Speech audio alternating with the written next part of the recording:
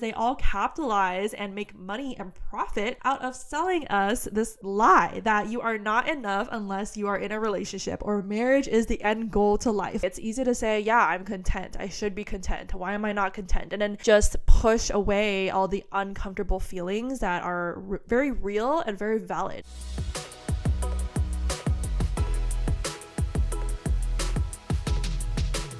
Hello friends, welcome back to the podcast. This is a very special episode and it's a different one because I am doing this one by myself for the first time in our podcast lifetime. I will share more about why that is later on, but I promise it's intentional. And we initially wanted Alex to be in this with me, but we felt like it would be better if I talked about this myself. In terms of today's topic, we want to talk about how to navigate Valentine's Day this week or this coming week, how to navigate Valentine's Day when you are single, when you're not in a relationship. We love all of you guys, whatever relationship status you are in or that you have, but this one is specifically dedicated to those who are single, who are wanting to be in a relationship or married someday, who feel like God has put that on your heart, but you've been waiting, you're still in the waiting, or you're not sure what's going on, but you know that Valentine's Day is a trigger and is hard, or it can be hard. You know, sometimes certain years might be easier than others, but I know from personal experience when I was single and not in a relationship, there are definitely years that, I was like, doesn't bother me. I'm just going to turn aside and not even, pay attention to it much, whatever. I have great things going on for me. But other years, and particularly, I remember one year or just anywhere where, I'm more alone and more isolated and more disconnected versus other seasons. I felt that more. I felt that loneliness, that longing, that frustration, disappointment, and the pain and the grief a lot more. And I wrestled with it a lot in my own journey. So I just wanted to kind of share this kind of a more like one-to-one, heart-to-heart for anyone out there, whether you're a girl or a guy, just navigating this and wanting to hear a fellow Christian's perspective on how to navigate this with God during a time that is full of different mixed emotions. I wanted to share some practical tips and tools and suggestions based on things that have worked for myself personally in terms of navigating this well. But I did just want to validate, if you feel a struggle with this, sometimes, we feel bad for feeling bad sometimes, especially if you're Christian. You're like, I should be content in God. Like everybody says to be content in singleness, that's the cliche. And it's easy to say, yeah, I'm content. I should be content. Why am I not content? And then just push away all the uncomfortable feelings that are very real and very valid, because it's like at the end of the day, God made us to be relational creatures. If you do have that desire, like oftentimes it's put there for a purpose and it's actually from God, and it's really an invitation to explore that and unpack that more rather than just push it aside, because oftentimes we just want to stuff down uncomfortable emotions that scare us, that are messy, but ultimately it's really God drawing us deeper into relationship with Him to navigate it with Him together, which I'll talk more about. But yeah, just don't feel like you're crazy or abnormal or a bad quote unquote Christian or a person if you are feeling all those things, because at the end of the day, you've been sold this narrative by society. We've all been sold by movies, music, Netflix, social media, the list goes on. Everything in our world, Hallmark cards and retail stores, they all capitalize and make money and profit out of selling us this lie that you are not enough unless you are in a relationship, or marriage is the end goal to life. They might not say it explicitly like that, but that's basically the subtext and the subliminal message that we're getting from all these corporate companies, and even in culture, even in the church sometimes, non-intentionally. The church is a great place. Like, we love the church, but many churches don't do an adequate job paying attention to and investing in, and it's not their fault. Like, everyone's just trying their best. But what I've heard and seen from a lot of single friends, and especially even myself when I was single, noticed that, it gets glorified a lot to talk about marriage and being in a relationship. And, oftentimes there's like relationship teaching series about marriage, and it's like, but I'm not married, I'm not even dating. Friendships are a bit different, so I think oftentimes we're just sold this subconscious narrative that really gets deeply ingrained in ourselves, that we need to have a relationship in order to be enough, or in order to have value, especially if you're a woman. Like, that has been the case in human history of women being, basically a possession for the man. It hasn't been until recent years or recent decades that's been a bit more demystified, of like, oh, actually women have innate value. They're not just an object or a possession to be won or to be labeled and categorized and put a value value on dependent on how they're viewed by other people, and especially by men. If you haven't heard of the term male gaze, like that's exactly why so many movies and things that we see in the media and even in literature, now we have to kind of like revisit that and think critically of like, oh, is this actually selling a narrative that like the woman is only valuable if seen through the man's eyes in this particular way? There's just so many things to unpack in that, but that has been a big thing that I continue to observe in our society, in our circles, and even amongst friends, that it's just like, wow, this lie is so deeply ingrained. And it also impacted me as well, when I was navigating through this in my single seasons, which, if you didn't know, up until I met Alex, I basically was never in an official romantic dating relationship. I was so guarded and so scared of relationships. That's a whole nother story and testimony. But yeah, I spent majority of my life single until I met Alex. I put a lot of thought and invested a lot of time and energy to study like relationships, marriage, and singleness through God's lens throughout all the years. So this is just going to be a little tidbit of like my own processing of what God has shown me through all of that. Again, it's easy to say we're supposed to be content with singleness, but it's a lot harder to live out because of all these voices and narratives around us telling us we shouldn't be, or we need to be in a relationship for life to really begin. Even the term, okay, real quick, even the term waiting, like I understand it doesn't mean to come off this way, but I think language is powerful. So sometimes when we keep talking about our waiting season, it kind of implies that life doesn't really start until the thing that you're waiting for arrives. So even though like you might be waiting for something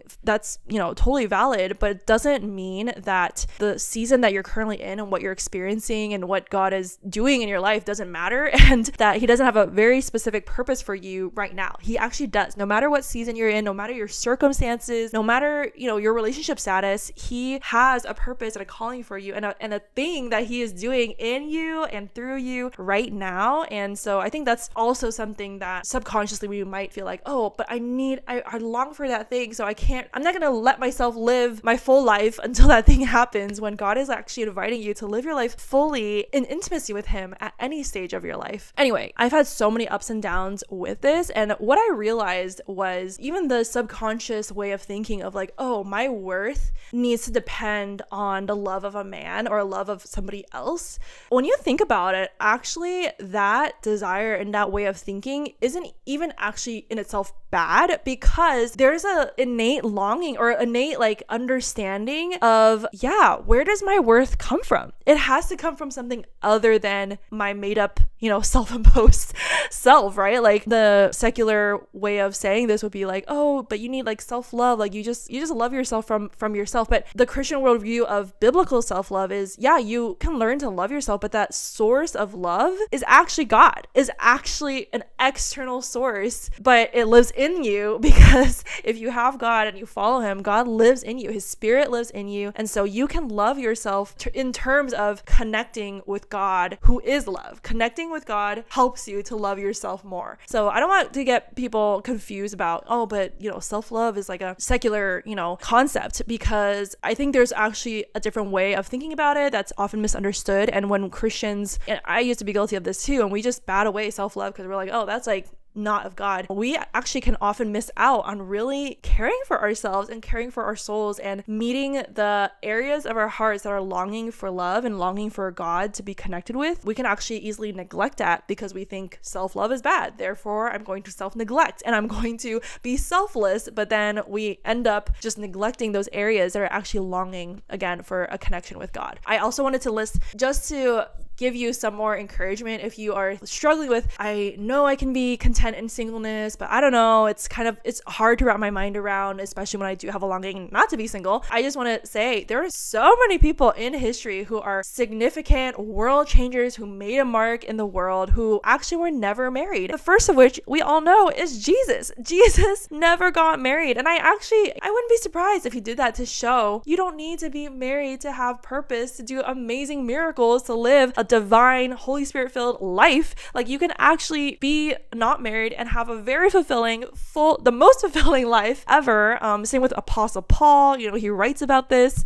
When I was single and I read his passage about singleness, I used to be like, yeah, right. Like, before I met Alex, it was interesting because I went through this whole season of wrestling through my singleness, loneliness, wanting to be in a relationship, thinking that God left me, abandoned me, and forgot me, only to get to a point where God helped me to be so surrendered and freed. And I was like, I love being single. Like, I have so much freedom. I can do whatever I want. I can go wherever I want, not ask, can I spend money on this? Should I do that? Like, there's just so many things. So just know there's so much freedom and a gift and a beauty that comes in singleness. Of course, when you're married, there's so much gift and beauty in that season as well. But yeah, just know that Jesus, Paul, John the Baptist, Mother Teresa, Corrie ten Boom, Amy Carmichael, the famous missionary, Brother Lawrence, and even actually some people don't even know this, but Jim Elliot and Elizabeth Elliot, who, yeah, they did eventually get married, but their story is so interesting. When they met, they didn't want to get in a relationship because both of them were like, this is going to take away focus from God. But basically God made it very clear, like, he wanted them to be together to serve on mission. So for them, it was like, oh, it makes logical sense to be partners for God's mission. So,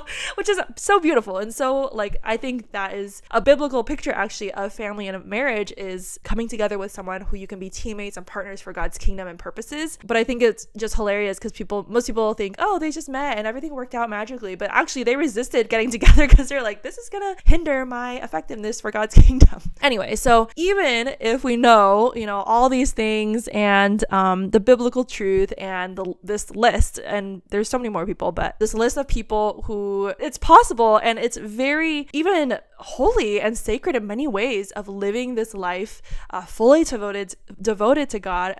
It's hard to explain, right? Because it's like you can be fully devoted to God in any season, but I hope you understand what I mean in terms of you don't have anyone else to worry about or take care of or consider in all of your decisions and plans.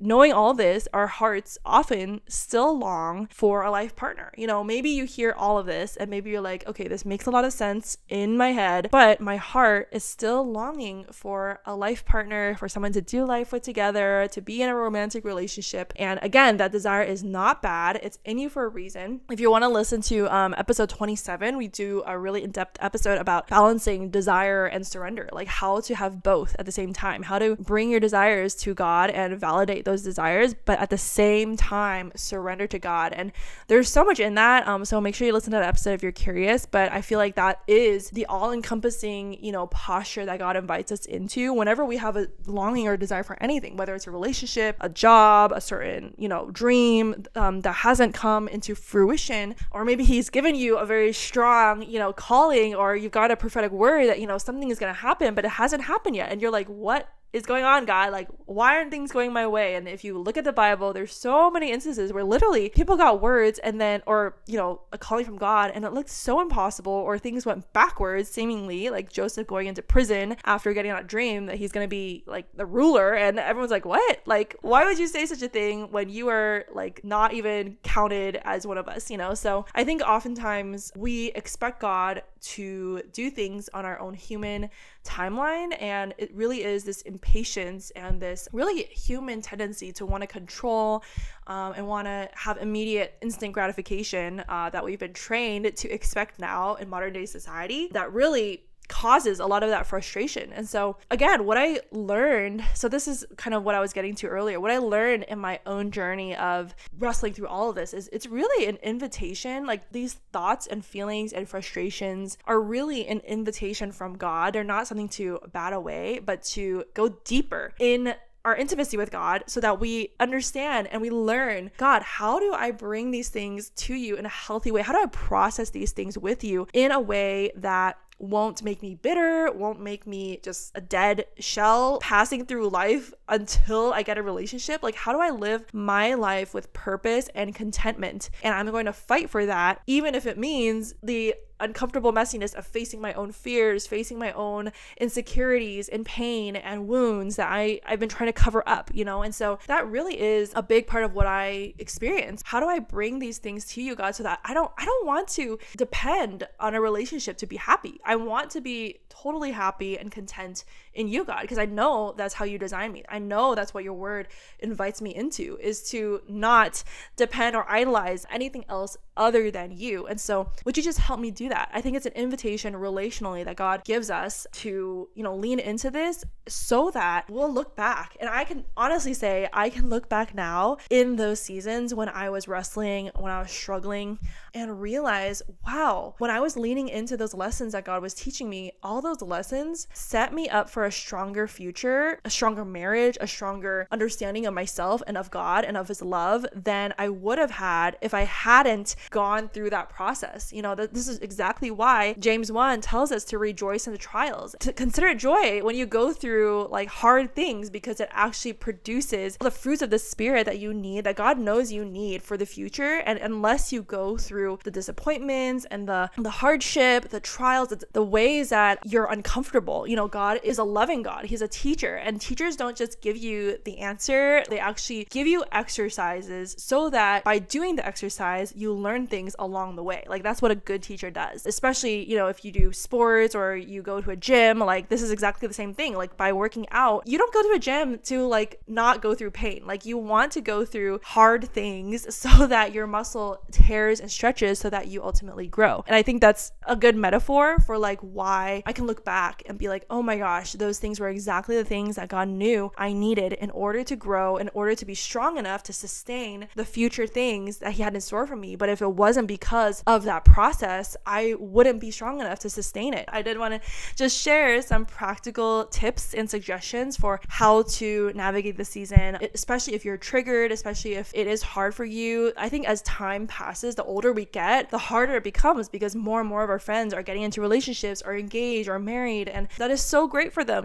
but honestly, like it is hard oftentimes if you're single, and I know so many people who can feel left behind, or like, God, why hasn't this happened for me yet? Like this is so frustrating. And again, those emotions are so valid. So the first practical tip is to actively bring those emotions honestly to God. Stop trying to stuff it down or ignore them or be like, this is petty, like God is going to shame me for not trusting him. God invites you to be honest with him. And that's how you get healed, like by being vulnerable and open with trusted and safe friends, but also with, most importantly, God, who can heal you and counsel you through it. And so just start there. Start journaling down honestly, like, God, this is how I feel. This is what I'm processing. But I choose, I forget which episode this is, but we talk about grief. We talk about how to grieve with God. And part of that is learning to lament. To lament is this holy practice of giving our woes and our worries and our sadness to God, our grief to God, but then also learning to let that transition us into praise and worship and choosing to still trust God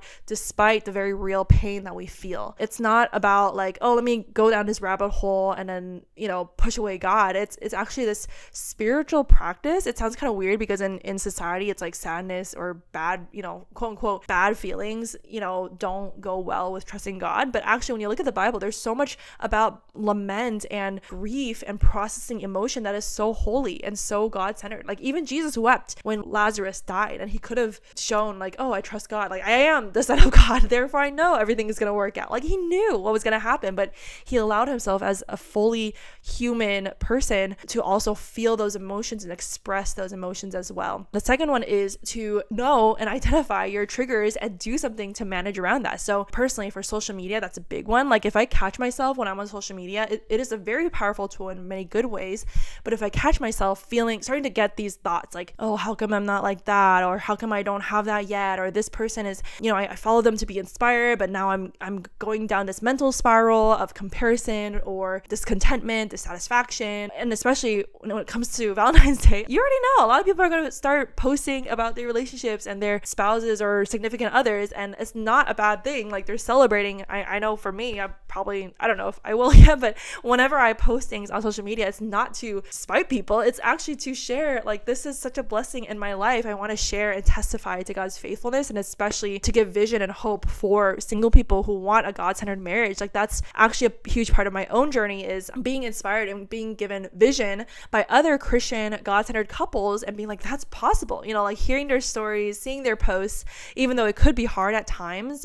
It also gave me a lot of hope and inspiration for the kind of family and legacy and generational impact that I wanted to have for my own future, to keep holding on to hope, knowing that, that's worth waiting for. And so that's actually exactly why, I alluded to earlier, I would share why I'm doing this episode by myself. It's exactly why we decided to have this just me, because we already have a lot of podcast episodes that are with the both of us. We put out a lot of content on our social media with that as well. But yeah, we just felt like, especially if you are gonna get triggered with like seeing couples on social media today, that it might not be helpful. We just don't want to hinder, whether or not you do get triggered or not, we just didn't want to hinder that or distract you with like another couple talking about singleness. It's like easier for you to say like you're together, but I just wanted to kind of be here by myself and show you guys and share with you from my heart and my own story, in hopes that it comes across effectively and with love. Know your triggers, avoid social media probably today or even the rest of the week. Just fast social media. Like if you've never done a social media fast, highly recommend. It's so cleansing for your soul, your mental and emotional space,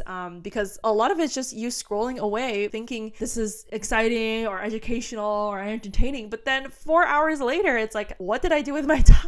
You can use a lot of that time to be present with yourself, to talk to God, to process things, and highly recommend doing a social media fast. Another idea is to get together with a group of friends for a girl or guy hangout, just to have a fun time together. I used to do this with some friends in college. Like one time, me and one of my friends, we went to this great restaurant and we called it a Valentine's Day date, and it was really fun and we just got to spend quality time together. I've had a few years where we just did friend hangouts, or I don't know, I just went to social events. It's just doing something to have fun and to celebrate my life and not be focused on like, oh, I'm so lonely, like when is my person coming, but just enjoy my life with the things and the people that I already do have in my life. Another idea is to actually go on a date with Jesus. Oftentimes we think we can only go on dates when we have a romantic relationship or a significant other, but Jesus wants a relationship with you. He is love. He wants to show you his love. And so I remember some of the best times I've had with Jesus have been going on dates with him alone, like going to the beach, going to a cafe, to a park, just being intentional, like imagining Jesus right next to me and like giving him my thoughts or trying to listen to what he's saying or journaling down, what's coming to mind, reading my Bible or reading a book, and just reflecting. And even I think what's been helpful for me in the past is making gratitude lists, like being grateful for the things I have, remembering the things that God's already given me, the miracles that he's already done through my life to show his faithfulness, and remind myself that he will always be faithful. Another idea is also going back to the biblical self-love principle. This is where I want to get more practical. So oftentimes, when we feel pain or emptiness inside, those things are God revealing to us and highlighting to us areas of our hearts that need him, that we've actually put up blockers, or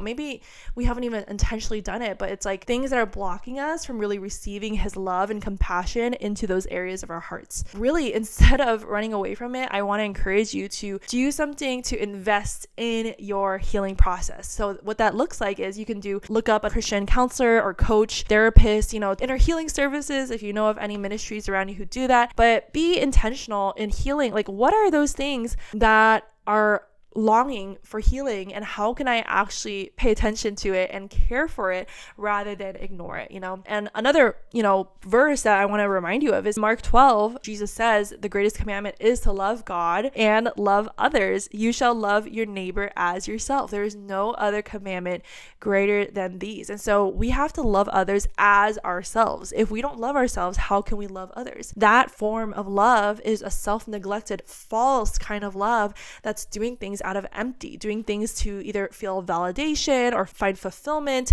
based on a codependent relationship with other people's approval and expressions of love towards us. But true love comes from loving ourselves with God's love. We did another episode on this. I think it's like self-love, self-care, or soul care, or something like that. Highly recommend doing the work to fill your cup and fill that tank inside so that you can overflow in all areas of your life and into the future relationship that you will have in the future if God God wills that for you. The last piece of advice I would say is to also educate yourself and learn more about singleness and marriage from God's lens. We are sold so many narratives about singleness, relationships, dating from the world's lens that are completely just not God's way. And it's caused a lot of confusion in our culture, and especially amongst Christians, of thinking, well, everybody else talks about this in this way or thinks about this in this way. So it just, when you surround yourself with a culture or people who think a certain way, or when you go into workplaces where, majority is secular culture, like inevitably you will get influenced by that. So it's so important for us to find like-minded community and also dive deep into resources to get our minds focused on truth, and most importantly, God's word about what he says about all these things. So 2 resources I highly recommend. One is a book called You and Me Forever, Marriage in Light of Eternity by Francis and Lisa Chan. That book changed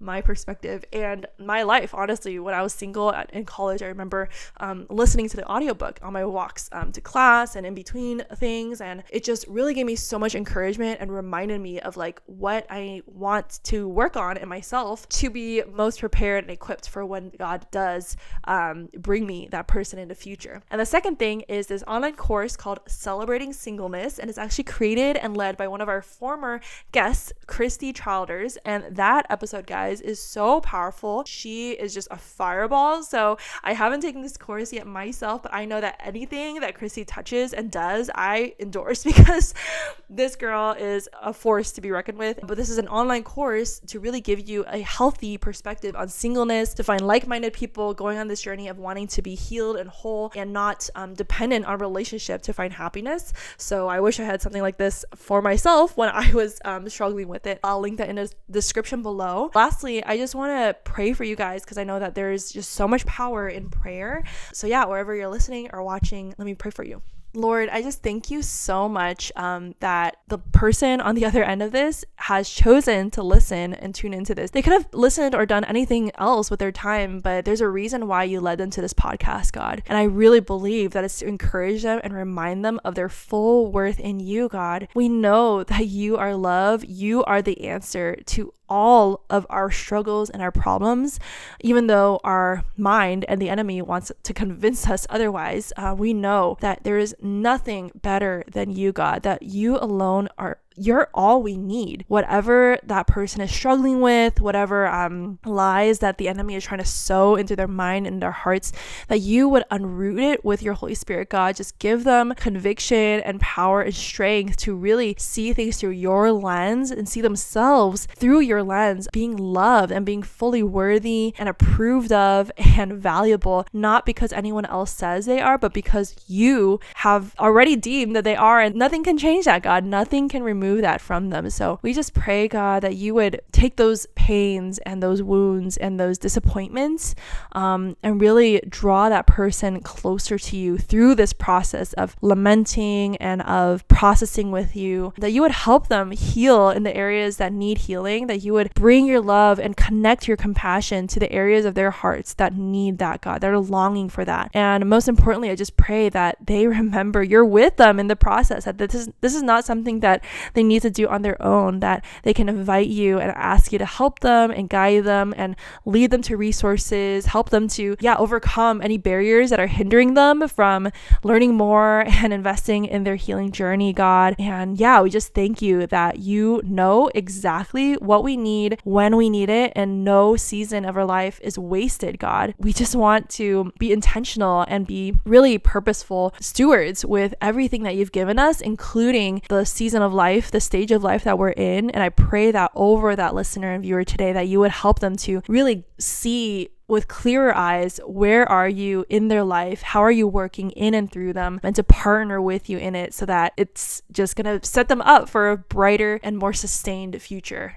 to come. We thank you, Lord, that you are everything, that you are enough. And I just pray for peace that surpasses all understanding for the listener or viewer today. Amen. Well, thank you so much for listening to this unconventional episode. I really hope it encourages you, and if anything, just reminds you that you're not alone, that there's so many people who go through this struggle, but they don't know how to talk about it or, process it. And there are people out there who are available to help you, including Alex through his one-on-one coaching. This is exactly what he helps people with as well. So I'll link that in the description below. Feel free, you can look around, find people that you can talk with, that you can work with as well. It doesn't have to be Alex, but I just hope that this instigates and reminds you, you don't have to be a victim to your emotions or your circumstances. You can do things in your life proactively to overcome the pain and the mental spirals that the enemy wants us to go down, so that we're farther away from God, that we're discouraged, we lose hope and faith and joy and contentment. So this is a big topic on our hearts, so we might do some more episodes on this. If it's interesting, let us know in the YouTube comments if it is. If you have any friends or people in your life that you feel like this episode would also speak to and minister to, please do share it with them as well. You never know how it could help someone